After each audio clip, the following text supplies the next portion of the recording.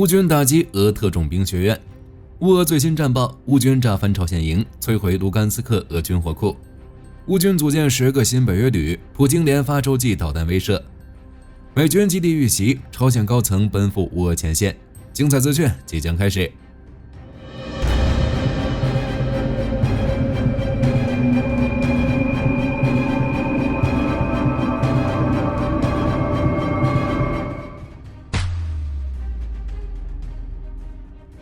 塔斯社援引卡德罗夫的话报道称，10月29日凌晨6点30分左右，车臣共和国的古德尔梅斯市遭到乌军无人机密集打击，当地的俄罗斯特种部队大学被击中，随即发生大规模的火灾，并有向校外蔓延的趋势。据悉，该大学由95座建筑和设施构成，是一所多功能综合体大学，涵盖消防、特种作战、空降、山地训练以及保镖和军事记者培训等领域。自俄罗斯入侵乌克兰以来，已有近5万人在该校接受过训练，其中包括1.9万名志愿者。在今年8月，普京视察车臣时，曾在卡德罗夫的陪同下参观了这所大学。但如今，乌军无人机横跨850公里袭击了这所大学，这说明车臣的防空系统和俄军一样薄弱，很难应对乌军无人机的袭击。同时，这也是自开战以来对车臣共和国的首次袭击，算是给卡德罗夫提个醒。车臣接下来也将感受到乌军无处不在的袭击。对此，卡德罗夫表示将进行报复。不过，车臣的士兵一贯以网红自居，在乌俄战争中总是充当2线部队，面对乌军打击，经常损失惨重。如车臣的艾哈马特特种部队，虽多次前往乌克兰前线，但真正的战绩没有，反而多次被乌军团灭，损失惨重。这次车臣连本土都被乌军袭击，而且车臣和莫斯科的矛盾现在越发明显。其一是不久前，卡德罗夫还绕过俄罗斯方面，高调表示要自行处决俄罗斯的著名学者杜金以及3名俄议员。其二，车臣部队在乌俄战场的指挥官阿劳迪诺夫也在几天前罕见地控诉俄军在库尔斯克犯下的187起罪行。其三，在莫斯科的宴会上，无人搭理卡德罗夫，一个人默默地在旁边的椅子上做俯卧撑。综上所述，火力军无法想到卡德罗夫说的报复要如何实现。如何生存才是车臣接下来首要考虑的问题。接下来是前线战场的最新消息。10月29日，在库尔斯克地区，乌军对苏贾至克列涅沃公路的封锁还在继续，同时在达里诺、刘比莫夫卡、夏克林一带接连发生多起爆炸，疑似乌军发动新的攻势。俄军投掷炸弹阻击，目前情况不明。在乔特基诺方向，乌军出动战机轰炸了科罗维亚科夫卡村，有意从战场另一处牵制俄军主力。至于朝鲜士兵问题，10月29号上午，泽连斯基和韩国总统尹锡悦通话，双方交换了有关朝鲜士兵在俄罗斯的情况。两人商定，本周韩国将派出一个高级代表团访问乌克兰，当面分享朝鲜军队的机密资讯，并且探讨具体合作事宜。有意思的是，有未经证实的消息称，10月29号，乌军对驻扎在库尔斯克俄军基地的朝鲜营地进行了轰炸，现场大约有200个朝鲜兵去见了他们的金将军，具体情况有待进一步披露。与此同时的乌东战场，在哈尔科夫，双方行动均没有进展。据乌军29号报告显示，由于不断恶化的天气条件，乌军无人机的精准打击，俄军正在积累训练达标的新兵，在夜间进行突袭。在卢甘斯克，据开源情报显示，10月29日，乌军动用2枚型号不明的导弹袭击了当地的俄军军火库。由于是不久前刚刚发动的袭击，现在还没有更多的消息传来，但从现场传回的剧烈爆炸和不断蔓延火势的画面看，俄军的损失不会太小。详细情况和后续影响有待进一步披露。在库皮扬斯克、斯瓦托夫、克雷明纳前线，据乌方29日消息称，俄军正试图在奥斯基尔河左岸站稳脚跟。双方大部分战斗依然集中在库皮扬斯克以南的特鲁蒂亚基夫卡村附近。在顿涅茨克，乌军在收复托列茨克南部阵地后，继续发动反击。据29日的战役地图显示，乌军已在托列茨克市中心的切尔沃尼港夺回了失地，同时乌军第12旅也在纽约村也取得了进展。接下来，如何打通纽约村和托列茨克战线的联系，从而影响整个乌东战局，是乌军接着要思考的问题。毕竟俄军对乌东的攻势仍在加大，乌军的压力也随之增加，但这几日乌军的反击也在加大，现在的战场属于双向焦灼的时刻，就要看谁先顶不住了。在红军村方向，谢里杜河最后一部分区域也沦为了战场，目前，俄军第15、30摩托化步枪旅和第433摩托化步枪团正在谢里杜河西北部同乌军展开最后的交战。在辛德米特里夫卡郊区，乌军正使用无人机投掷炸弹，尽可能地阻止俄军推进。乌军第14无人机团还使用2架弹簧刀无人机摧毁了俄军价值2500万美元的道尔防空系统。在库拉霍沃方向，乌俄双方持续发动攻势。10月29日，俄军动用3辆坦克和1辆排列车向库拉霍夫进行了一次排挤机械化突击，结果被击退。乌军第46独立空中机动旅也在未指明区域数次击退了俄军攻势。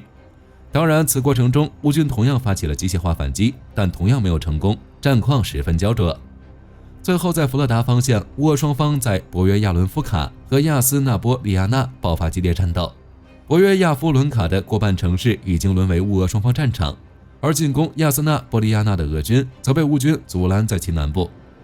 俄军不惜代价在弗勒达、谢里杜河取得进展，火力军也不否认这些重要城市所具有的重要意义，但这并不代表俄军在前线的推进速度普遍加快。SW 评估称，俄军队在2022年3月平均每天以1265平方公里的速度推进，但现在俄军在2024年9月的推进速度仅有每天占领约14平方公里，相差了90倍。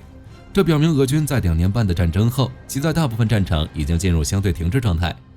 更何况近期俄军取得的进展有很大一部分原因是因为俄军指挥部下了死命令，要在拟定地面条件全面开始前，尽可能加快整个战区的机械化攻击速度，这才有了俄军近期不断以小规模的机械化进攻获得局部进展的战场态势。火力军相信这是短暂的，很快就会过去。至于乌南战场，据 RBC 报道，乌军在10月28日晚对扎波罗热的比尔江斯克俄军阵地发动了突袭，目标直指科洛尼亚军事区。随后，乌军联合当地游击队炸毁了当地的一座铁路桥，附近的建筑随之一起坍塌。预计此举将给俄军的后勤补给和武器运输带来重大影响。与此同时，据乌克兰总参谋部的报告显示，俄军虽然继续向赫尔松州东岸和第聂伯河三角洲的岛屿发动攻势，但有消息称，乌军已在第聂伯河三角洲岛屿之间布雷，扰乱了俄军重新武装和轮换部队的进度。至于克里米亚地区，乌军在摧毁俄军的雷达系统后不久，再度对这里的俄军目标展开了新一轮的远程轰炸。据诺尔报告报道显示，克里米亚至少传出了30起大的爆炸声，其中詹科伊地区率先遭到了爆炸。有分析认为，乌军此次的突然袭击不仅使用了无人机，还发射了多枚导弹，这也是近期乌军对克里米亚发动的最大程度的攻击。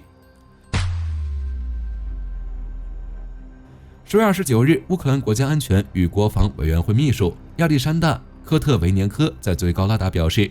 乌克兰近期计划再征召16万士兵，从而使部队编制水平达到 85%。亚历山大·科特维年科表示，自乌俄战争全面爆发以来，已有105万名公民被征召入伍。此次再征召16万人，是为了确保拥有更可靠的国土防御能力，同时为了保证新组建旅的战斗力。泽连斯基呼吁北欧5国及冰岛、丹麦、挪威、芬兰和瑞典向法国武装乌军155安尼基夫旅学习，各自为乌克兰训练和装备1个旅。这样，乌克兰有望在2025年训练和装备出10个北约编制的旅。可见，乌克兰从未想过投降，更何况朝鲜派兵参战，也让北约和欧洲各国反应强烈。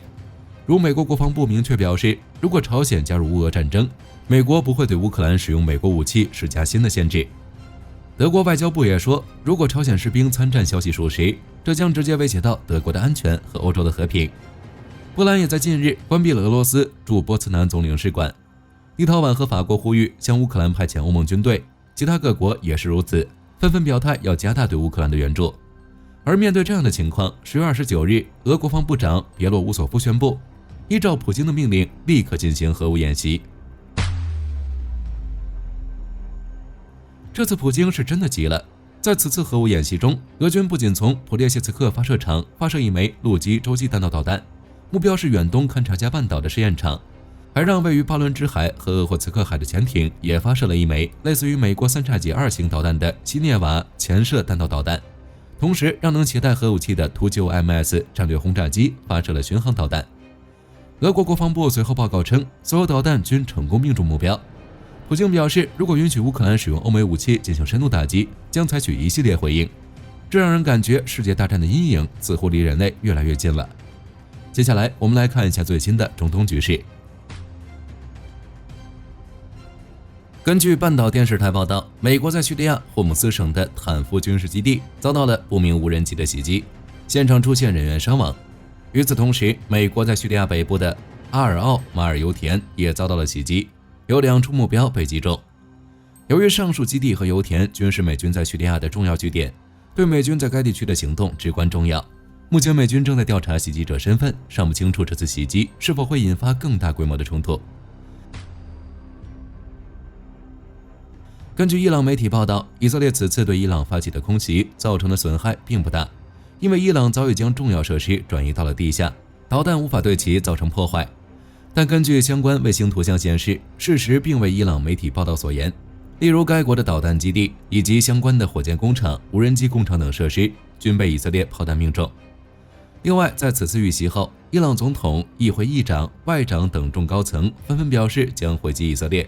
至于什么时候回击，用什么方式回击，伊朗目前尚未公布。然而，就在伊朗向以色列发出警告之际，以色列再次威胁伊朗。根据以色列第13频道报道称，这次轰炸伊朗只是对回应10月初伊朗的导弹袭击事件。目前高层正在讨论如何回应此前伊朗指使真主党无人机袭击内塔尼亚胡住所一事。其中，以色列国防军总参谋长哈莱维强调，如若伊朗再次犯错，以色列仍会继续回击，且要比这次更加猛烈。简而言之，伊朗刚遭遇一轮空袭，受损情况尚未统计完毕，以色列又准备以新理由继续向其发起进攻，显然是要先发制人，不给伊朗喘息时间。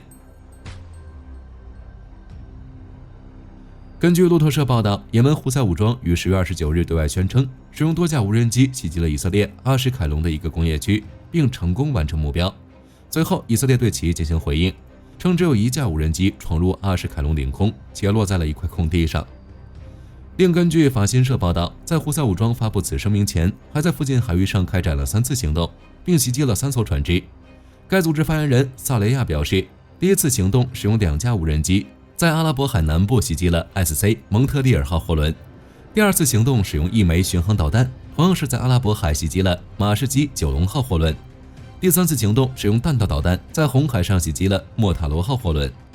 媒体表示，尽管这3艘货轮均挂有利比里亚国旗，但胡塞武装认为拥有这些船只的公司连同以色列港口，因此才对其发动了袭击。10月29日，根据媒体报道，联黎部队对外宣称1枚火箭弹击中了位于黎巴嫩南部的联黎部队司令部，导致一处车辆维修车间起火，部分人员受伤。联黎部队司令部表示，这枚火箭弹是从该据点北方发射，目前尚无法确定袭击者身份。联黎部队正在对此展开全面调查。10月28日，据黎巴嫩公共卫生部发布报道，在黎巴嫩南部地区，以军持续对该国提尔市发动袭击，已造成7人死亡，17人受伤。在东部地区，以军对贝卡谷地发起了新一轮空袭，造成至少60人伤亡，且这一数据仍可能上升。这些伤亡者大多数来自巴勒贝克希尔米勒省，其省长贝希尔胡杜尔表示，这是黎以冲突以来该地区遭受的最猛烈的一次袭击。与此同时，以色列还轰炸了加沙地带北部拜特拉西耶的一座建筑，造成109人伤亡。另外，黎巴嫩公共卫生部还于当天公布了一项数据，显示自去年10月初以来，黎巴嫩真主党与以色列之间的冲突已在黎巴嫩造成2710人死亡。10月29日，黎巴嫩真主党对外宣称，第一副秘书长卡西姆成为真主党新任秘书长。实际上，从9月底开始，真主党秘书长已经成为了一个高位职位。例如9月27日，担任真主党秘书长长达32年的纳斯鲁拉被炸身亡。9月28日，亚辛被任命为真主党秘书长，几小时后被炸身亡。10月1日，萨菲丁被任命为真主党秘书长，10月3日就被以军空袭身亡。鉴于上述这种情况，卡西姆曾在接任代理真主党领导人之际选择主动辞职。然而辞职未果，没想到如今更是被推选为真主党秘书长。另外，以色列国防部长加兰特对卡西姆上任真主党秘书长一事进行了表态，其在社交媒体上发文称，暂时任命不会太久，随后还补充道，倒计时已经开始。这可能意味着卡西姆也将会面临与前几任真主党秘书长同样的境地。根据塔斯社报道，朝鲜外务相崔善基于10月28日前往俄罗斯进行了正式访问。他在启程前还特意会见了俄罗斯驻朝鲜大使亚历山大·马采格拉。有媒体表示，这是崔善基在6周内第2次访问俄罗斯，而且此前已有报道称，多方证实朝鲜士兵抵达乌俄前线。也就是说，此刻正值俄朝与乌克兰甚至与北约关系微妙之时，目前尚不知崔善基此行有何意图，火箭军会持续关注。与此同时，根据韩联社报道，韩国国情院于10月29日对外宣称，已获得朝鲜军队参谋总部副参谋总长金永福亲自率领先遣部队开赴乌俄前线的消息。韩国国情院表示，金永福是朝鲜领导人金正恩的军方亲信，他率领的先遣部队就是朝鲜的精锐部队第11军，因此韩国认为金永福可能就是此次朝鲜援俄部队的负责人。根据欧亚时报报道，英国海军一艘前卫级战略核潜艇在执行水下巡逻任务期间，遭到了严重的食物短缺情况，船员不得不采取各种措施节衣缩食。随后，英国海军对这一报道进行了否认，坚称潜艇船员在整个任务期间一直得到营养均衡的饮食。然后，英国媒体又对此事进行了深度报道，指出该潜艇原本计划在巡逻期间进行一次海上补给，但这次后勤支持行动没有实现，船员只能依靠舰上有限的物资维持后续的巡逻任务。据称，船员们上交了个人保有的糖果和巧克力，以便进行统一分配管理。潜艇指挥官还要求结束值班的舰员躺下休息，以避免不必要的能量消耗。舰艇上的医护人员则担心，由于疲劳和饥饿可能会导致舰员注意力不集中，从而危及操作安全。此外，媒体还表示，该潜艇之所以会出现这种情况，主要是因为英国海军目前只有4艘前卫级战略核潜艇，且按照其要求，保证任何时候都至少有1艘该级核潜艇在海上巡逻。这就导致该级潜艇每次水下巡逻任务的时间已从传统的不超过80天延长至6个月。